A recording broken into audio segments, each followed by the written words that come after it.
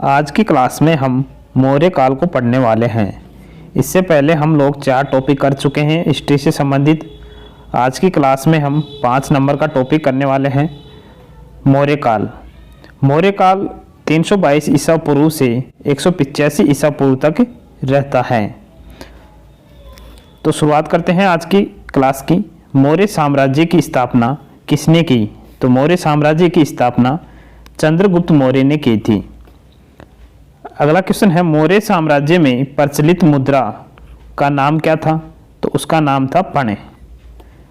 Next है, अशोक का उत्तराधिकारी कौन था? तो अशोक का उत्तराधिकारी था कुणाल। कौन था? कुणाल। मुद्रा राक्षस का लेखक कौन था? तो इसका लेखक था विशाख दत्त। कौन था? विशाख दत्त। नेक्स्ट है, वह व्यक्ति कौन है जिसका नाम देवान पियादसी भी था? क्या था? देवान पियादसी। तो मौर्य सम्राट अशोक का नाम था देवान पियादसी। कौटिल्य चाणक्य किसका प्रधानमंत्री था? तो यह चंद्रगुप्त मौर्य का प्रधानमंत्री था। कलिंग विजय के उपरांत अशोक महान ने किस धर्म को अंगीकार कर लिया था? तो बौद्ध धर्म को अंगीकार कर लिया था। किसने? अशोक ने। नेक्स्ट है, चंद्रगुप्त के शासन विस्तार में किसने मुख्य रूप से मदद की थी? तो चाणक्य ने मदद की थी। नेक्स्ट है, सांची किस कला व मूर्ति कला का निरूपण करता है? तो यह बौद्ध कला को निरूपण करता है। नेक्स्ट है, सम्राट अशोक की वह पत्नी कौन थी जिसने उसको प्रभावित किया था? कारुवाकी। कौन थी? कारुवाकी थी। अशोक ने अपने सभी अभिलेखों में एक रूपता से किसी प्राकृतक का प्रयोग किया है? अशोक ने अपनी सभी अभिलेखों में एक रूपता से किसी प्राकृत का प्रयोग किया है? तो मागधी का प्रयोग किया है। किसका किया है? मागधी का। नेक्स्ट है, बिंदुसार ने विद्रोहों को कुचलने के लिए अशोक को कहाँ भेजा था? तो कहाँ पर भेजा था? तक्षशिला में। कहाँ भेजा था? तक्षशिला में। मेगास्थनीज ने भारतीय समाज को कितनी श्रेणियों में विभाजित किया? तो इन्होंने 7 श्रेणियों में विभाजित किया है। नेक्स्ट है, कौटिल्य के अर्थशास्त्र में किस पहलू का प्रकाश डाला गया है? तो कौटिल्य के अर्थशास्त्र के अंदर राजनीतिक नीतियां का प्रकाश डाला गया है। नेक्स्ट है, सांची का स्तूप किसने बनवाया था? तो सांची का स्तूप अशोक ने बनवाया था।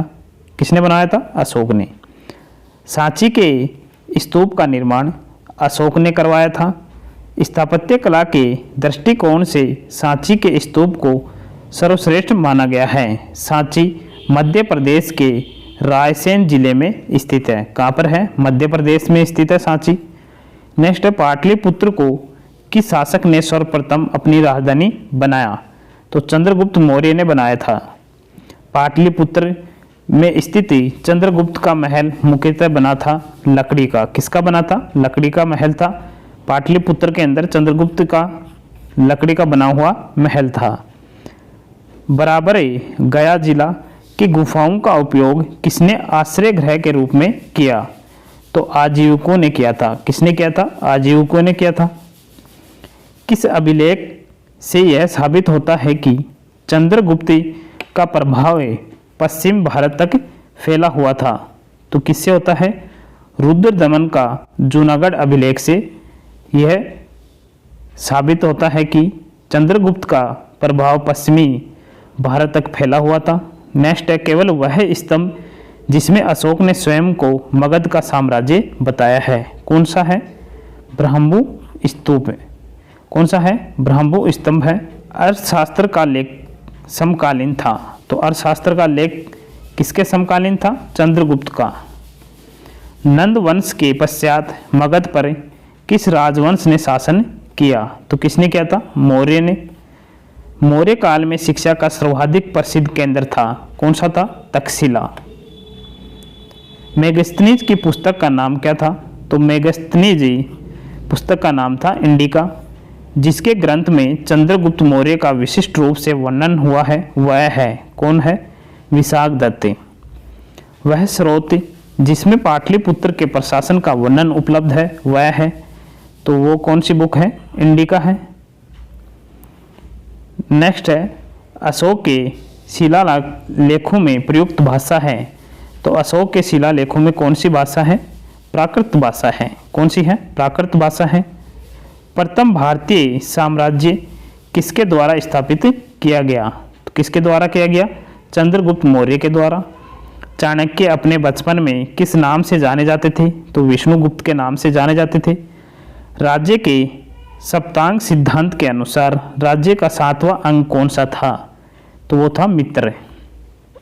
किसके शासनकाल में डिमैक्स भारत आया था? तो डिमैक्स भारत में कब आया था? बिंदुसार के शासनकाल में।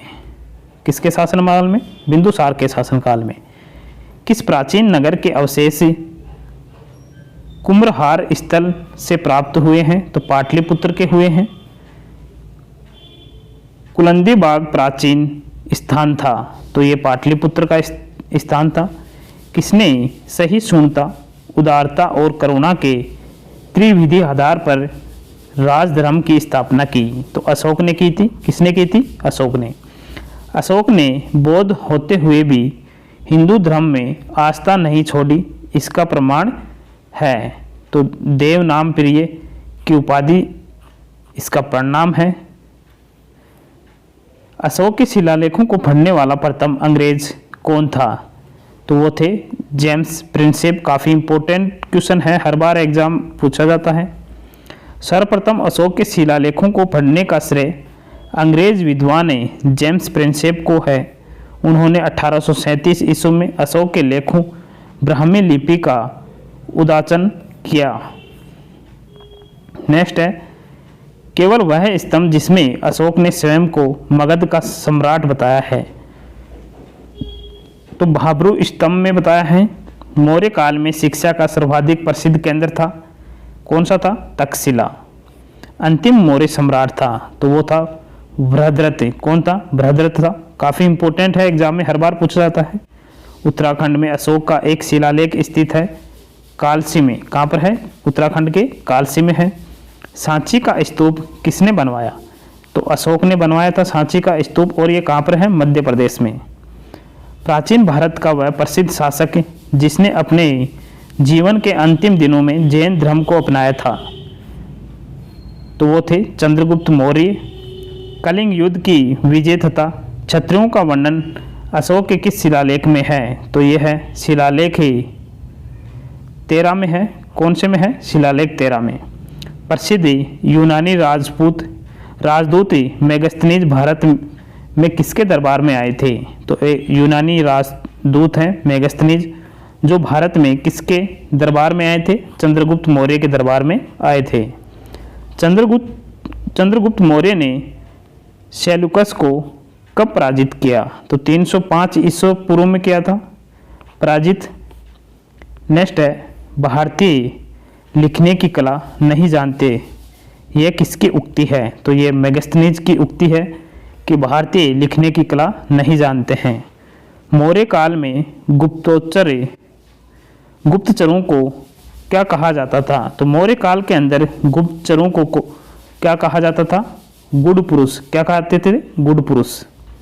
अशोक का समकालीन तुर्मय कहाँ का राजा था? तो ये मिस्र का राजा था। किस ग्रंथ में शूद्रों के लिए आर्य शब्द का प्रयोग हुआ है? अर्थशास्त्र में। किसमें हुआ है? अर्थशास्त्र में। कौटिल्य द्वारा रचित अर्थशास्त्र कितने अधिकरणों में विभाजित हैं? तो ये 15 अधिकरणों में विभाजित हैं। नेक्स्ट है, अशोक ने 261 ईसा पूर्व में कलिंग को जीतने के बाद क्या किया? तो इन्होंने बाहरी रक्तपात देखकर युद्ध की नीति को सदा के लिए त्याग दिया।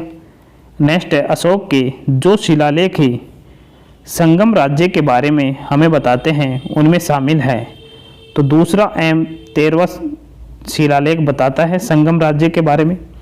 अशोक ने श्रीलंका में बौद्ध धर्म का प्रचार हेतु किसे भेजा? तो महेंद्र और संघमित्रा को भेजा था।